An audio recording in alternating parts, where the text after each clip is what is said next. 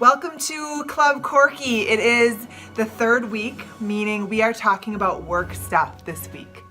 I am a manager / supervisor of 17 engineers. And so one of my favorite topics about work is leadership. Whether you are a student, a team member of a sports team, a manager at work, just a regular worker at work, the president, your most important quality in my mind is leadership. What is leadership, you may ask? In my mind, leadership is the ability to inspire and help and coach people to be the best version of themselves, to inspire people to work together, to get people to feel good about themselves so that they are the best at whatever they're trying to be. And it always helps to have a sense of humor. Laugh at yourself, laugh at other people in a nice way, and don't take everything so seriously. Lots of things in this life are not fun, but if you laugh about it, it becomes more tolerable. The other thing about leaders is that they should inspire you to take action. If you just are a good speaker and you're funny, but nobody does anything, it's not going to be, there's no leadership in that because people aren't doing anything different than they did before. There is a huge difference between managing people and leading people. This is my favorite picture that shows the difference in a really easy way.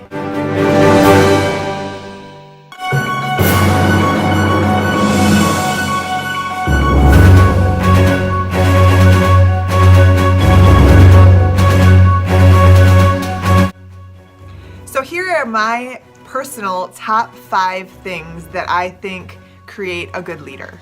Number 1, which we have already touched on, is good communication. What does that mean? It means framing everything in a positive way. So rather than saying, "You suck, why are you late again?" say, usually use a question. A question is way more helpful. Is there anything that is preventing you from being at work on time? So much nicer, but still gets the point across. Always with leadership, it's more effective to ask for something than it is to tell someone to do something. If I say, "Hey, get me this report by 5 o'clock," versus, "Do you think it's possible to get that report done by 5? And if the answer is no, then fine, I can help figure something out. But normally the answer is always yes. They're like, "Oh, she wants something. Okay, great." Part of good communication is listening. People just need to be heard. Rather than always having a good comeback or a good "but this is true, but this is true," just listening to understand somebody's point of view. If people feel heard, they'll be so much happier. The second great thing about leadership is confidence. And I know this is really hard for people that aren't confident, but it's very, very difficult to follow someone if it's not clear that they are confident. How do you get more confident if you are a leader and you are lacking it? Only way to get more confidence is by doing hard things and surviving them. If you're doing just the safe thing or not even trying anything new, your confidence is never going to go up. But if you keep trying hard and uncomfortable things and you survive them, you learn from them, even if you screw them up, you get some knowledge from that screw up. It's feedback, not failure. You're going to gain confidence and you're going to be a better leader. However, there is a balance between being confident and being humble. Being arrogant is going to go the opposite direction. You will be a worse leader if you're arrogant. You still need to be able to screw up and make that clear to other people that you are not perfect. You don't know anything more than anybody else. You are a leader. You're not the smartest person in the room. And maybe you are, but you still should not act like that. When you're confident, you are able to apologize for everyone else on your team. You should always take the blame for everything your team does, but if they do something great, you always give them the glory. Third best thing about a good leader, positive. It kind of goes with communication, but if you can look at the silver lining and come into meetings with a smile and, focus on what went right during that project or that meeting or whatever, that game, focus on what went right, and then give some constructive feedback about what could be improved for next time. Just remember that everyone is trying their best, or everyone has good intentions to do things right. And if they don't do it right, that's your job, is to coach them so that next time they can do it right.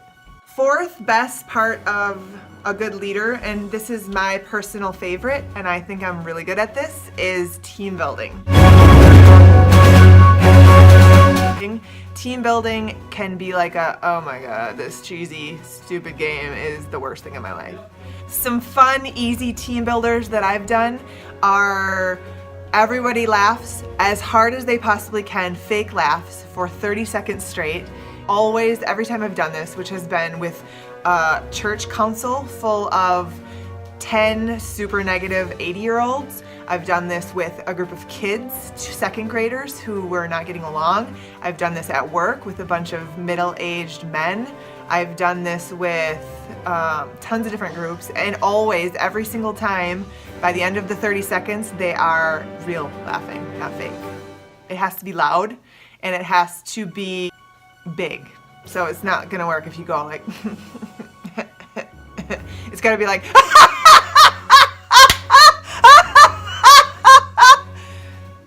Another really easy team builder is to put a bunch of random questions in a hat and pass it around and have people draw one out.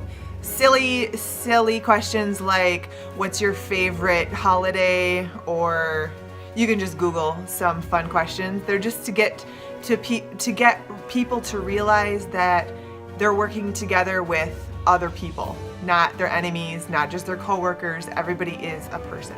And the fifth most important part about being a leader is showing appreciation. Often and sincerely.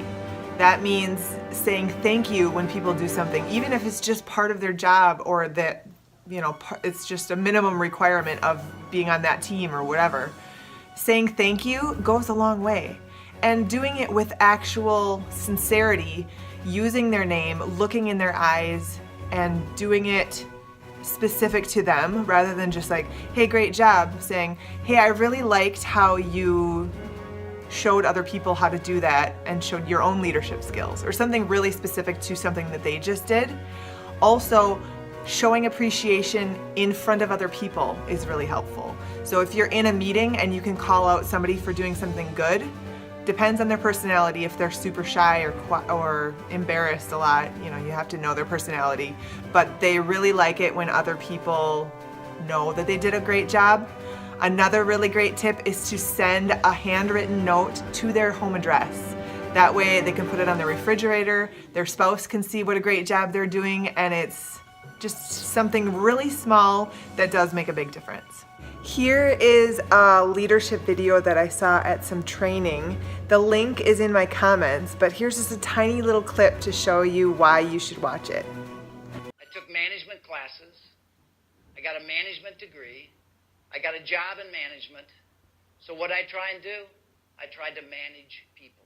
I was never taught the awesome responsibility that leadership has over the lives that are influenced by my leadership. I was raised and educated where capitalism was about profits, shareholder value, and my success. So I think from this perspective that we have a crisis in this country, a crisis of leadership. One of my favorite leaders that I have been around is a former pastor at my church named Heather Semple. And Heather Semple was a great speaker. That she was organized. When there was something that she was trying to get across, there was 3 specific points, so you didn't get all confused. Number 2, you need to be able to keep people accountable and get them to do what you want without being rude, with grace and with truth, rather than yelling at them, condemning them, telling people that they are junk.